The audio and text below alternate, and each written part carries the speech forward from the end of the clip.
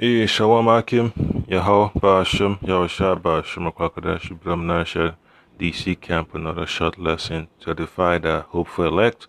Double honors and salutations to elders and apostles of Great Stone rule well.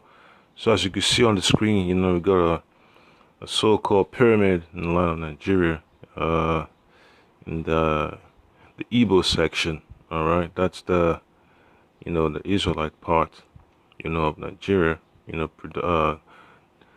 Populated by Benjamin and Judah. All right, so Judah and Benjamin would definitely be Igbos in Nigeria. Levi would definitely be the Yorubas. So you have so-called pyramid structure. Then you got a bird on top of it, and then you also have a serpent. All right, with the tail at the top, the head pointing downwards. So it's all spiritual, because Elder Tahar, Great Millstone, double honors to the elders, have been talking about West Africans, Israelites, and they have a huge population here in West Africa, all the way from Senegal, Mali, Gambia, all the way down to the Congos, even East Africa. So you have a huge population of Israelites in West Africa. So you can see, man, it's all spiritual, just like when you read the history in the book of Numbers, it tells you about the situation that Israel had when they were murmuring against the Lord, that the Most High had to jack up the nation by sending fiery serpents, and that's just part of it, man. This is one of the evidence, to prove that the so-called Igbos and Yorubas in Nigeria, even in West Africa, are Israelites, because how Esau is. He had to split up, the nations according to his endeavors, according to his business move. But all in all, is just to get the birthright back, which he cannot do. All right, so if you can zoom in, you could just type in the brazen serpents in Igbo land. You're gonna see this structure. All right, so it's beautiful. I wish I could zoom in some more, but nonetheless, you could see, I could just so it says a scaled down version of the tower with a brass snake and the bird that adorned the Oba's palace in Benin City. All right, so Benin City is basically the city inhabited by the Benjamites, So you could read about the kingdom of Benin and the Obas. That's the tribe of Benjamin. They had contact with Esau, during the Esau's move to conquer the southern kingdom of Jacob. So they had skirmishes with Esau. Esau defeated them. He had a divided the divided kingdom, and that's how Jake was able to be taken into captivity. All right, so it says the structure there is associated with the king's palace. All right, so it says before the 19th century. All right, so it says Museum of Traditional Nigerian Architecture, Jos, Nigeria. All right, so this was a picture that was taken. Nowadays we don't even know if I could get a current image of this, but I don't want writers the Lord Yahweh Shema would make it available.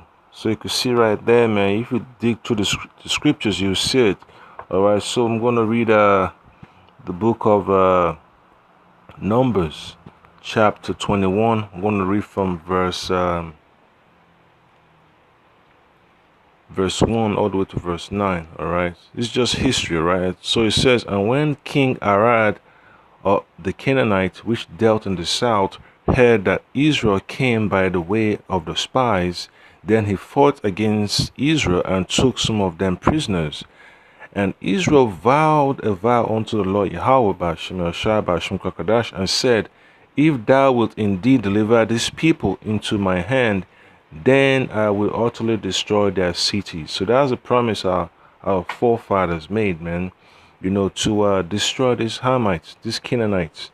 You know, if the Lord Yahweh Shema Shai will grant us the victory over them. All right. And the Lord did. So you read verse 3 says, and the Lord Yahweh hearkened to the voice of Israel and delivered up the Canaanites, and they utterly destroyed them and their cities, and he called the name of the place Hormah. All right. And the point's going to start from verse 4.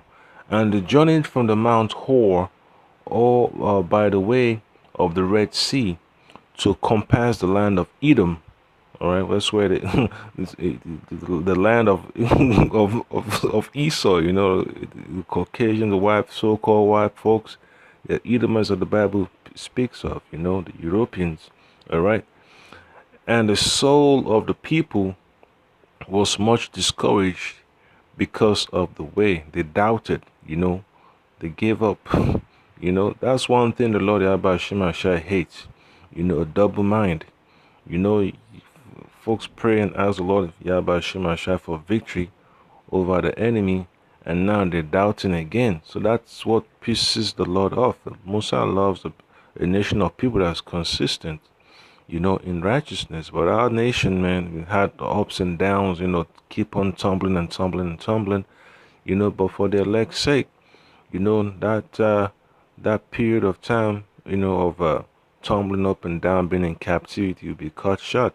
Otherwise, no one's going to be able to make it, because there's so much iniquity in this world that, we can hardly keep the commandments properly. But through the law of faith, spirit of faith and Lord Yahweh Shema Shai, we're able, to do what the Lord Yahweh Shema Shai requires us to do. All right. And then verse 5 says, and the people spake against the power. Okay, that's the Most High's, and the Most High's government, all right, his rulership, and against Moses.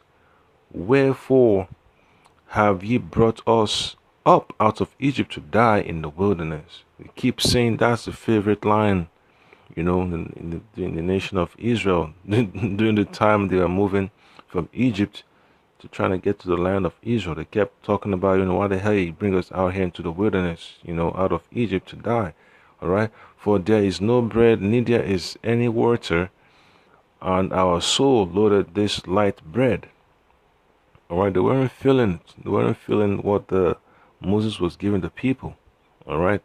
And then verse 6 says, and the Lord Yahweh Shema Shai sent fiery serpents among the people, and they bit the people, and much people of Israel died. All right. So that's one thing you have to be aware of, man. If you look at that image again, you have the bird on top, and then you look at the serpent, and then you have the pyramid. So it just lets you know, man, the nation of Israel is a peculiar nation unto the Lord Yahweh Shema Shai. So then you look at verse 7. Therefore the people came to Moses and said, we have sinned, for we have spoken against the Lord Yahweh and against thee. Pray unto the Lord Yahweh that he take away the serpents from us. And Moses prayed for the people. All right. He asked the Lord Yahweh Shema Shai for mercy on behalf of Israel. And the Lord Yahweh Shema Shai said unto Moses, make thee a fiery serpent and set it upon a pole, and it shall come to pass that every one that is bitten, when he looketh upon it, shall live. All right. And Moses made a serpent of brass and put it upon a pole. And it came to pass that if a serpent had bitten any man, when he beheld the serpent of brass, he lived. All right. So that was the point right there, man. And then you go back and look at the image again. If you look at the description, it says, just bear with me. I'm trying to adjust to see the caption at the bottom. So it says a scaled down version of the tower with a brass snake, all right, and a bird that adorned the Alba's palace in Benin City. All right, so that's the point right there, Akim. And then You could also pull up the video here. You know, I got a quick video from Jake's. You know, in the Benin Republic, you got Jake's, man. I would pull up that video real quick. Just bear with me. So here it is. All right, I'm gonna play it over here. So just so that right there, that's Ouida. All right, that's another way of saying the kingdom of Judah. You know, the tribe of Judah, of nation of Israel. All right, so Ouida is a land, you know, a region in the land of Benin, and that's on the west coast of Africa. So you see all the Levites, you know, majority of them are Levi. You know, they're heading towards that temple of Pythons. You know, because in Benin Republic they speak French. All right, they speak French. They also speak English. They also speak their native, so-called native languages. All right, so you can see there, man, Ouida. All right, that's just another form of saying the word Yahawada in the Lashuan Kodash. So you see how the Levites line up, you know, heading to the temple, trying to get blessings. And that's a problem with our people. Our people love to turn the works of the Lord Yahweh Shema Sheh upside down, you know. So I play the video and then I get the precepts. Python de Ouida est une véritable curiosité. Des touristes affluent de partout pour voir l'animal totem des familles Adjovi. And they make a lot of money. People from all over the world come to the land of Ouida to see the serpents, you know, to see the priests that take care of the so-called shrine or temple where these serpents are. All right, and they take pictures with them. They pay money before they go in, you know, before they pass through the first gate, and they also have to pay, you know, they want to take a picture with a serpent. You know, what they have there is just pythons. You know, there are no other serpents in there besides pythons, no cobras, no rattlesnakes, just pythons. Zosumbo et Atapaloko Abo. Selon l'histoire, ce serpent aurait sauvé les populations Ouida d'une guerre. Il leur a suffi de porter le python autour du cou pour que l'ennemi soit mis en déroute. C'est depuis ce temps que le python a été sacralisé par ses protégés qui lui vouent un culte particulier. And when you do more research, you say, you know, there are basically two types of pythons they have in there. You have the big one, they call that one Dagbe Dre, and the small one, Dagbe Bohum. All right, so you just keep on digging in. You know, you're gonna see all that information. You know, there's so much information about what Levi is doing in the land of of Benin Republic, and this is how, you know, the so-called Haitians, you know, the Levites, you know, on the Western Hemisphere. This is how they, you know, you know, this is where they got their whole idea of being religious from, man. You know, and that's one thing the Lord Yahweh Shema Shai talked about, you know, concerning Levi and Simeon. You know, they're joined unto idols, instruments of cruelty, you know, are in their habitations. You know, they'd like to go deep into that witchcraft. That's one thing. You know, the Simeon and Levites, the so-called Dominicans and the so-called Haitians, that's one thing they're experts at. You know, you hear about people going to Dominican Republic, you know, just dying because they had a drink of something, and then they realized it was some kind of solution, had bleach in it, whatever. It's terrible, but that's what it is, man. You know, and it's the curses that we have to deal with. Qui lui voue un culte particulier.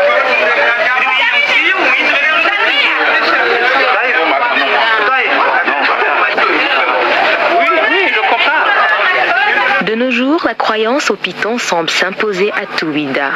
Quasiment personne ne le tue dans cette ville où le sacré a une consonance particulière et où la cohabitation religieuse est des plus parfaites. Yeah, and that's the point there, Akim. So that's how, Levi gets down the land of Judah, in Benin Republic. You have Benjamin, Judah, and Levi, but at every point in time, it's always the Levites that stand out because this is what they get their hands into. All right, and then if you go into the book of Second Kings,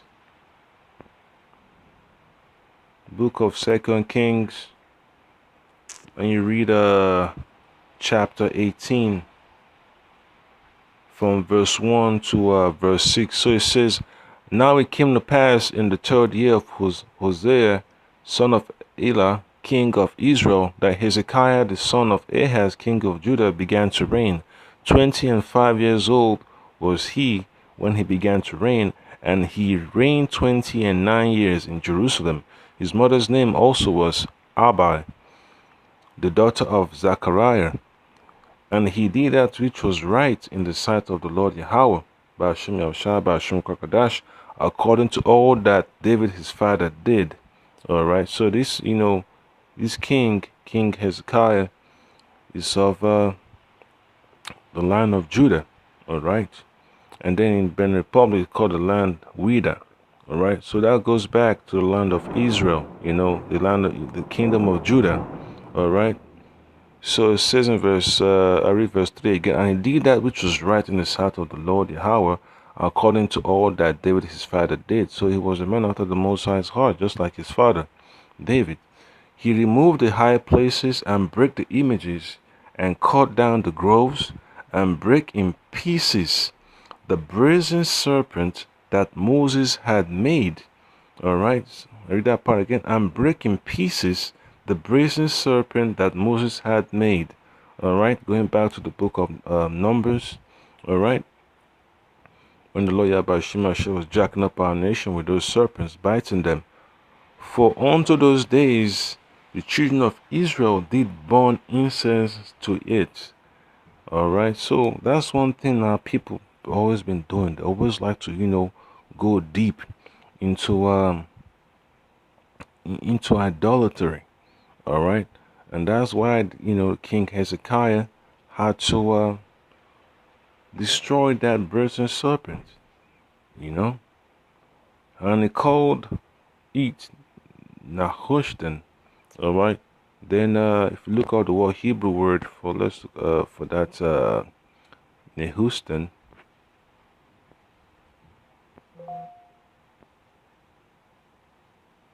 All right. So the word for serpent in Hebrew is Nakash. All right.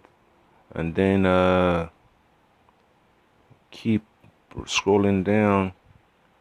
All right. So you see that right there. So you have the Nakash, and then you have the Tan. So that's Nakashtan.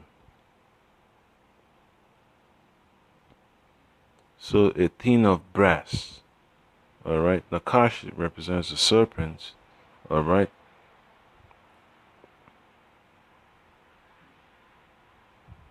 All right. So it's a name by which the brazen serpent made by Moses in the wilderness was worshipped in the time of King Hezekiah of Judah before he destroyed it.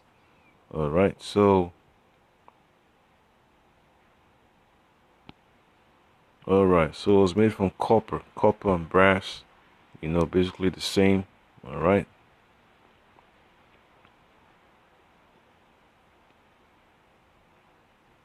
So that's it right there. Nakashta. All right, Nakashta. All right. So it's not over yet. So just gonna get a few more precepts. So that's how messed up our people have become, man. Going after these strange gods. All right, you could go deeper and see all that. So I'm gonna read from the book of Proverbs chapter 30. You're gonna look at verse 18 and verse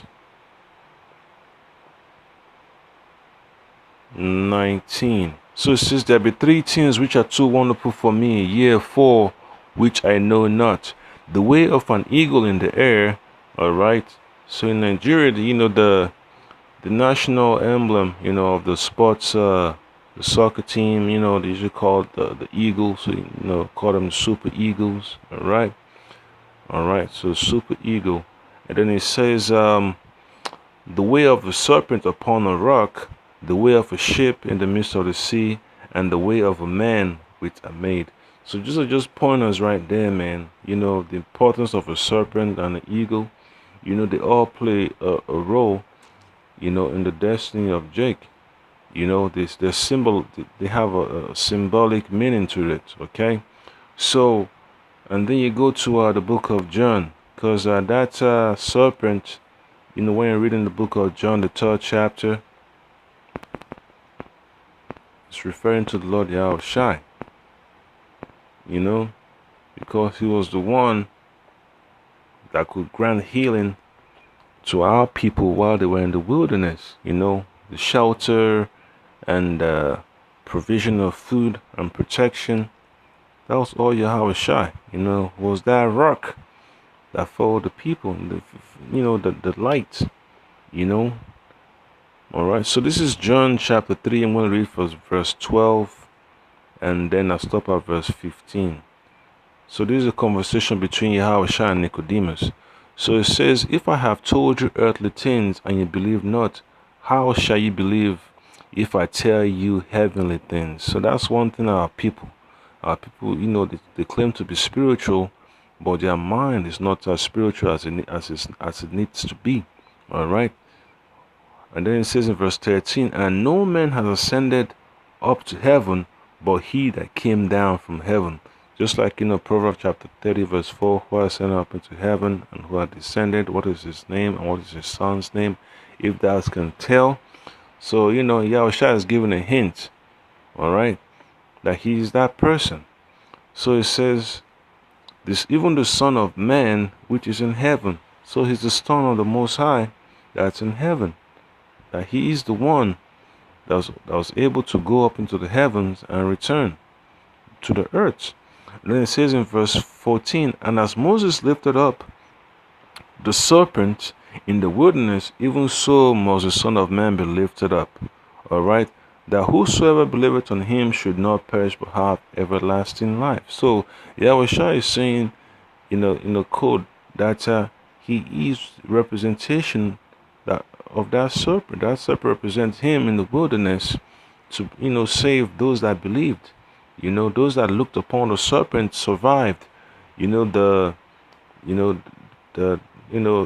attack of the serpents. So that lets you know, man, that Lord Yahushua is righteous, man, because he leaves all these clues, in the books and upon the face of the earth, different relief structures, whether it's in the caves, whether it's in the architecture, whether it's in paintings.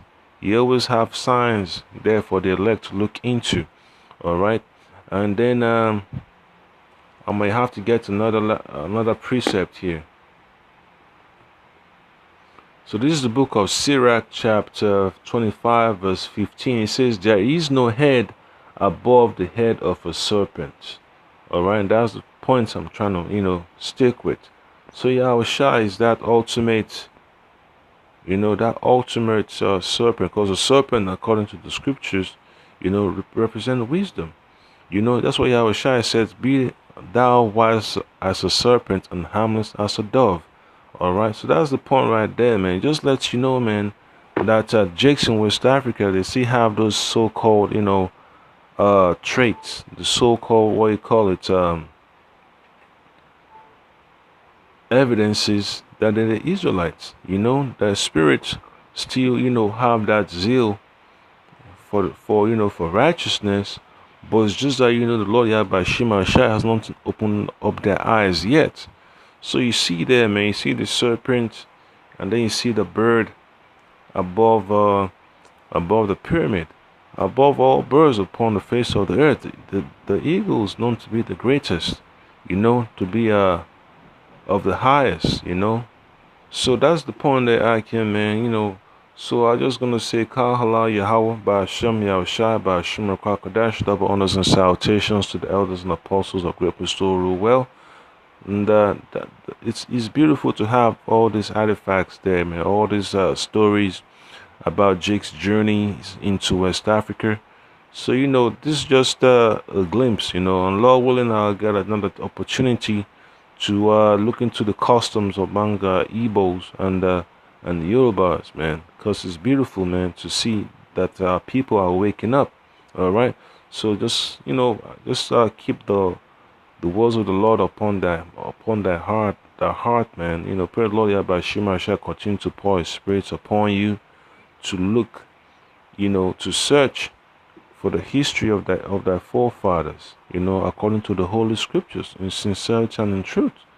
So it's beautiful. I can, keep an open mind when it comes to conversing with the so-called West Africans about the Holy Scriptures. You don't want to be rash with your tongue, and then you start feeling, pissed off that you missed an opportunity, to dig in and see what they are about. Just like Elder Tahar says, you don't need no DNA test, man. It's all about the Spirit of the Lord Yahweh Shema Shai. So with that, Akim Shalom.